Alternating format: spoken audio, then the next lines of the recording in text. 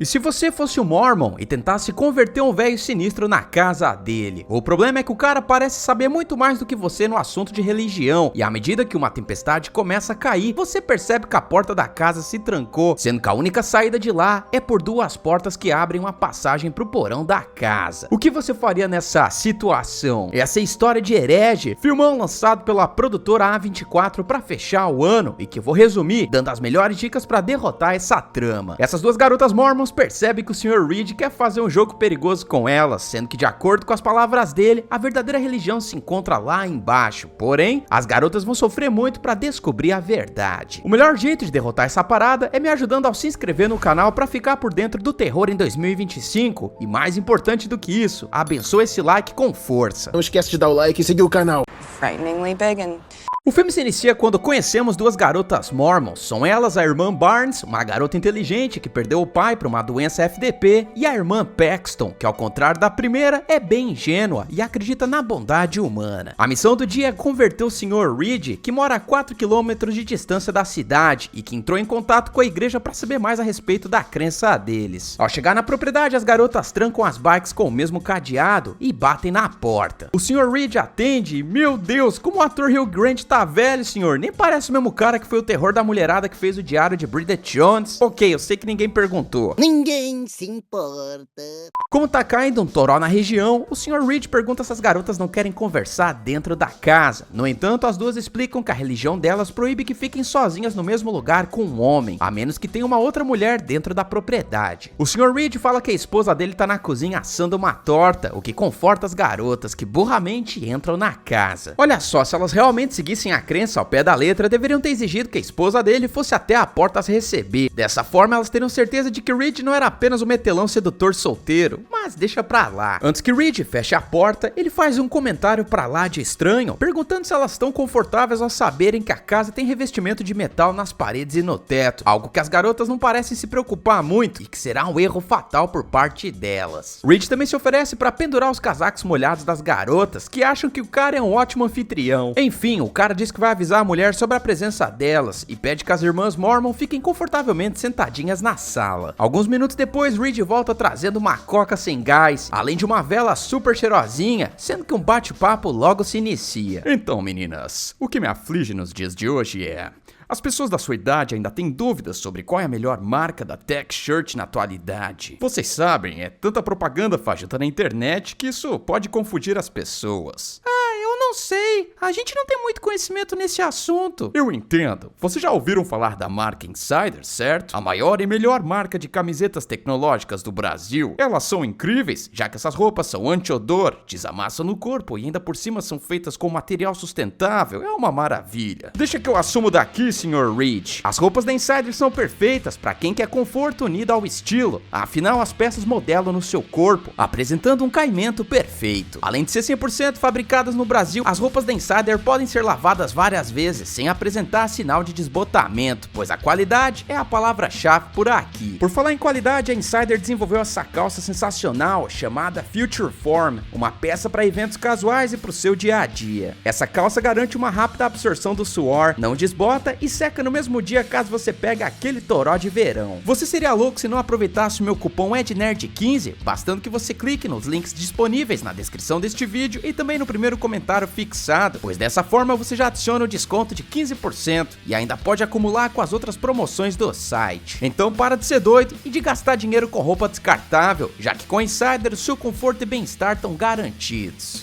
O dono da casa diz que passou a vida toda procurando pela verdadeira religião, já que existem mais de 10 mil na história da humanidade. Isso abre brecha para Paxton e Barnes começarem a conversão de Reed por mormonismo, porém o cara parece saber muito mais sobre a religião do que elas, inclusive a ponto de mostrar que ele lê o livro de Joseph assiduamente. Reed então pergunta para as garotas o que elas acham a respeito de poligamia, já que na opinião de Reed, o profeta do mormonismo chamado Joseph se aproveitava da religião para acobertar o fato de que o bingolinho do cara era doido para experimentar vários vários rabos de saia. As garotas obviamente ficam babando pra defender o profeta delas, justificando que Joseph apoiava aquela prática com o objetivo de procriar e assim aumentar os fiéis da igreja dele. Barnes diz que a poligamia foi proibida assim que o número de mormons foi considerado suficiente, o que não parece convencer Reed sobre o assunto. Enfim, papo vai, papo vem, Barnes começa a ficar incomodada com as perguntas de Reed, especialmente quando ele questiona o motivo que levou o pai dela a bater as bolas. Barnes explica que ele pegou a doença de Lou Gehrig, o que leva Reed a lamentar a perda da garota e abrir margem para ele questionar se Barnes viu o pai se manifestando espiritualmente depois da passagem dele pro além. Não. Barnes diz que não e começa a coçar o braço como se estivesse sentindo incomodada. Isso aí chama a atenção de Reed, já que Barnes tem uma estranha cicatriz na pele. Dane-se porque Reed decide dar uma verificada na torta da esposa e é nesse momento que a ficha de Barnes cai, pois ela percebe que era a vela em cima da mesa que estava exalando o cheiro de mirtilo e não a torta que Reed dizia estar assando no forno. As garotas ficam em choque e quando Reed retorna, ele diz que a tal esposa tá pronta para conhecê-las. Percebendo aquele cheirinho de estrume no ar, Barnes fala para Reed na frente, já que ela tinha acabado de receber uma ligação importante da igreja. No entanto, isso não passava de uma desculpa mequetrefe, pois as garotas reparam que estão sem sinal de celular. Elas tentam forçar a porta, porém a fechadura não abre, obrigando as duas a irem até a cozinha. No, God, please, no! No! Olha só, nessa situação eu pegaria a cadeira que elas estão sentadas e arremessaria a parada nessa janela de vidro. Outra solução seria quebrar aquele vidrinho por onde Barnes tinha visto uma borboleta. Dessa forma elas poderiam ter ligado para a polícia e apoiado o celular naquela passagem. Dessa forma elas muito provavelmente teriam sinal e a ligação da polícia seria completada, possibilitando que eles rastreassem a ligação e fossem atrás das garotas. Dane-se porque elas vão atrás de Reed e a tal cozinha na verdade é uma espécie de santuário, onde existem duas portas de madeira. As garotas ficam bem abaladas e mentem, dizendo que foram convocadas pela igreja. Elas pedem que Reed abra a porta da casa, porém ele fala que não pode, já que ela foi trancada por um cronômetro e só voltará a ser aberta na manhã seguinte. Diante disso, elas poderiam ficar ali de boa, em algum canto, e dado umas porradas em Reed caso ele tentasse se aproximar delas. Como isso não vai acontecer, Reed fala que elas podem sair da casa pelos fundos, usando uma das duas portas de madeira na frente delas. Obviamente as irmãs da igreja acham aquilo muito suspeito, principalmente porque depois de abrir as duas portas, elas percebem que ambas se conectam ao porão da casa. Como as duas não são tão poias assim, desistem de descer lá, e é aí que elas pedem pra usar o telefone fixo de Reed. Contudo, o proprietário fala que não tem telefone, e é aí que o Lazarento revela que sabia que as garotas estavam mentindo sobre ter recebido uma ligação da igreja. Afinal, ele tinha dito que a casa era coberta por metal, o que bloqueia o sinal de celular, explicando o motivo delas não conseguirem ligar pra pedir ajuda quando estavam na sala. Ih, rapaz. Nesse meio tempo, a gente vê o líder da igreja olhando o registro de ponto das irmãs e percebendo que elas não registraram a saída do serviço de conversão, o que preocupa o cara, que sai da cidade perguntando para os moradores se tinham visto Barnes e Paxton mais cedo. Voltando para a casa de Reed, as garotas tentam intimidar o cara, dizendo que o pessoal da igreja vai sair procurando por elas e que no caminho elas também passaram por um posto de polícia. Só que o cara fala que elas não precisam se estressar tanto assim, afinal ele é só um maluco que as prendeu dentro de uma casa bizarra. Reed pergunta se elas querem ajuda para escolher a porta certa, sendo que elas respondem que sim. O cara então pega um jogo de tabuleiro chamado The Landlord's Game, explicando que foi criado por uma mulher chamada Elizabeth Phillips. Na época, um meliante chamado Charles Darrow roubou a ideia da mulher e assim criou o famoso Monopoly, que atualmente é vendido em mais de 140 países e que inclusive inspirou, entre aspas, o banco imobiliário. Enquanto Charles se tornou o primeiro milionário no ramo de jogos de tabuleiro, Elizabeth morreu na pobreza e sem ganhar reconhecimento pelo jogo original. Como as irmãs estão meio lerdinhas hoje, Reed dá um outro exemplo, colocando um som na vitrola para tocar. A música em questão é The Air That I Breathe, da banda The Hollies, lançada em 1974. O dono da casa pergunta se elas já ouviram aquela canção antes, no entanto elas dizem que não. É aí que Reed explica que elas muito provavelmente já ouviram a mesma melodia, porém na canção Creep, do Radiohead, que seria lançada 18 anos depois da música original. O cara compara as melodias e realmente dá pra ver que rolou um plágio nada discreto. Make a wish when you were here before. I think I'd pack. Come look you in your... Eu entendi a referência. Moral da história, o The Hollies processou o Radiohead, que teve que pagar uma grana cavalar fora do tribunal. O mais curioso é que em 2017 a cantora Lana Del Rey teve a cara de pau de lançar uma música chamada Get Free, que era uma cópia descarada de Creep. O que aconteceu? O Radiohead processou a cantora por causa da mesma música que eles já tinham plagiado do The Hollies. And the darkness from the ark. Your skin makes me cry. So this is my commitment. But I'm a creep.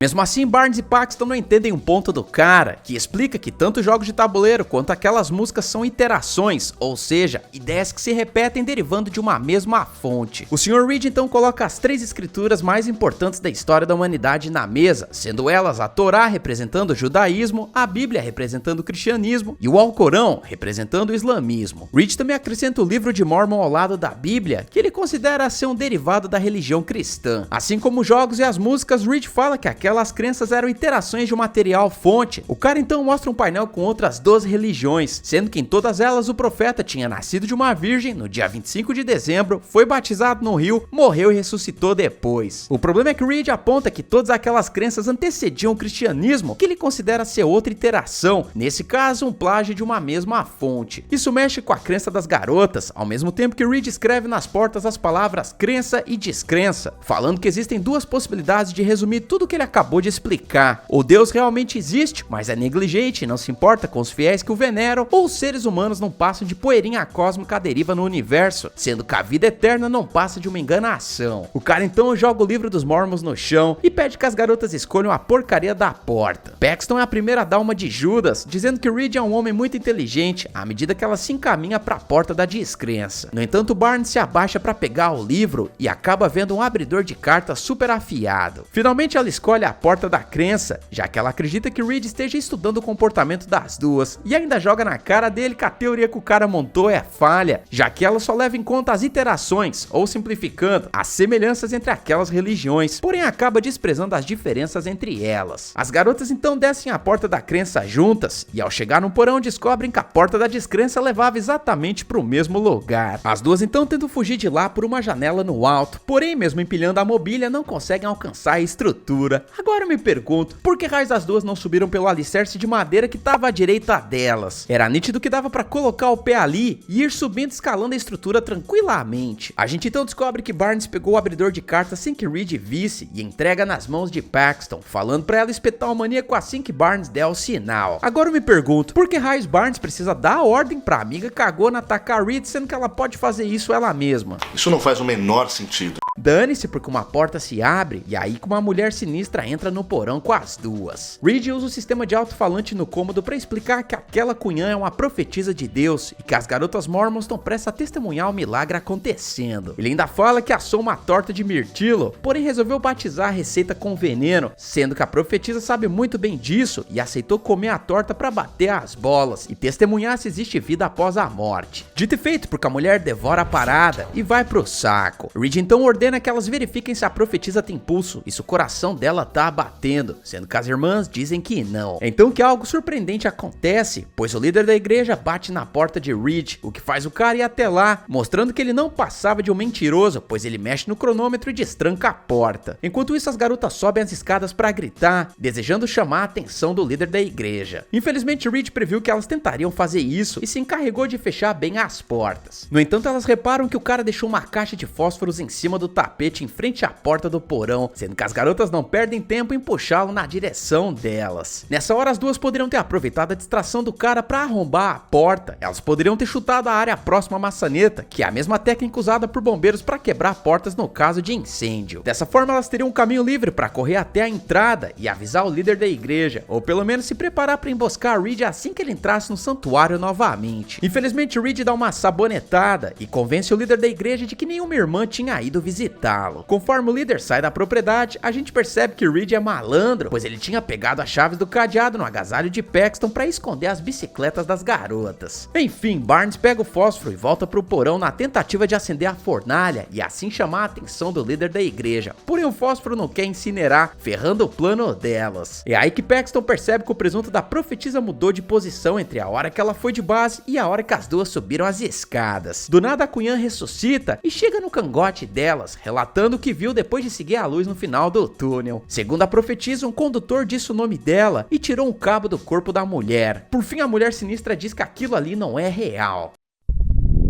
Já se inscreveu no canal?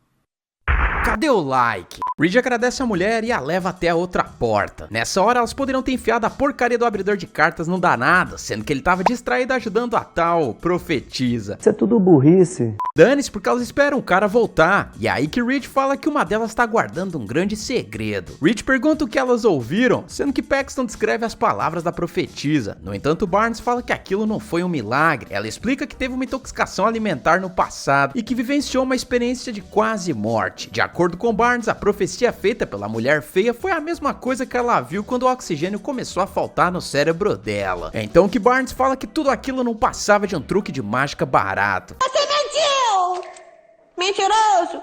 Porém, Reed resolve testar aquilo na prática e passa o estilete no pescoço da garota, a finalizando. No entanto, Reed diz que Paxton não precisa se preocupar com a amiga, já que ela vai ressuscitar em pouco tempo. Porém, Barnes aparentemente vai de base permanentemente e não volta mais pra esse mundo não. Já era! O cara então enfia a mão na cicatriz cirúrgica da garota e retira um pedaço de metal. E é aí que Reed explica que Barnes era um androide, que foi por isso que ela não conseguiu voltar. O quê? O doido tenta montar uma teoria de que eles estão vivendo numa espécie de Matrix, e que a profetisa confirmou isso ao dizer que o mundo deles não era real. Porém, Paxton fala que a paradinha de metal, na verdade, era uma cápsula anticoncepcional, e não um chip de androide. Ela então desmonta toda a teoria de Reed, falando que o cara trocou a profetisa, sendo que a primeira que comeu a torta realmente se lascou. No entanto, o cara pergunta como foi capaz de fazer aquilo se ele estava atendendo a porta. É aí que Paxton deduz que enquanto elas tentavam pegar a porcaria dos fósforos, a segunda mulher entrou no porão e se livrou do presunto da primeira mulher. Segundo Paxton, a frase "isso não é real" não se referia à porcaria de uma simulação, e sim ao plano de Reed. Ainda de acordo com a irmã, a mulher estava lendo as instruções dadas por ele, porém resolveu alertar as garotas e colocou essa frase aí, que não estava no script montado por Reed. Dito e feito, porque Paxton encontra uma escotilha no porão, que leva a um segundo porão, sendo que ao descer as escadas ela percebe que o presunto da primeira profetisa foi colocado ali. Reed se mostra bastante surpreso com a sagacidade da garota e decide trancar Paxton lá embaixo. Sem escolha, a garotinha segue o único caminho disponível e acaba entrando em uma câmara, onde várias profetisas fakes se encontram trancadas em gaiolas. Reed explica que aquelas mulheres também tinham fé e acabaram indo parar na porta dele. A partir daí, o cara as aprisionou e começou a dar umas paradinhas para elas ficarem moles igual um peixe cru, permitindo que elas fizessem as vontades dele. Eu sou cruel, eu sou mau,